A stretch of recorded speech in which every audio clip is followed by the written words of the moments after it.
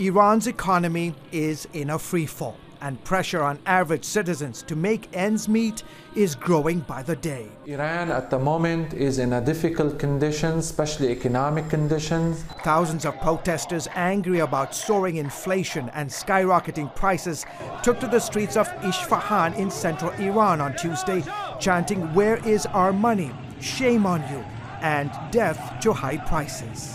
Its currency is collapsing quite rapidly. Internal dissent is growing. Nearly 40 years after the Islamic uprising, many in Iran and in the West say the regime's campaign to spread its revolutionary version of Islam has yielded only heartache and suffering.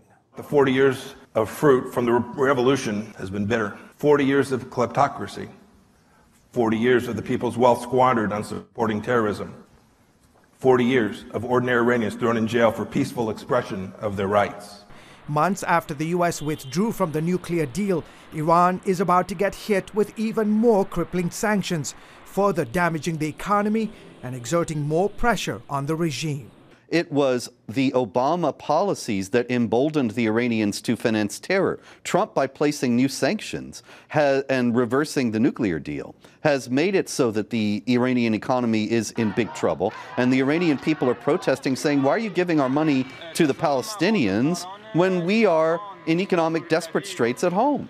And this could bring about the downfall of the regime, which would be good for the Iranians and good for the world. President Trump on Monday said he'd meet with Iranian President Hassan Rouhani anytime if the Iranian leader was willing.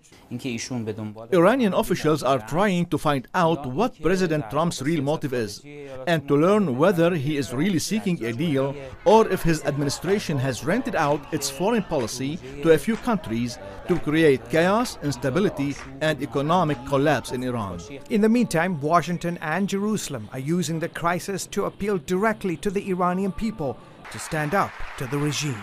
While it is ultimately up to the Iranian people to determine the direction of their country, the United States, in the spirit of our own freedoms, will support the long-ignored voice of the Iranian people. Our hope is that ultimately the regime will make meaningful changes in its behavior, both inside of Iran and globally. George Thomas, CBN News.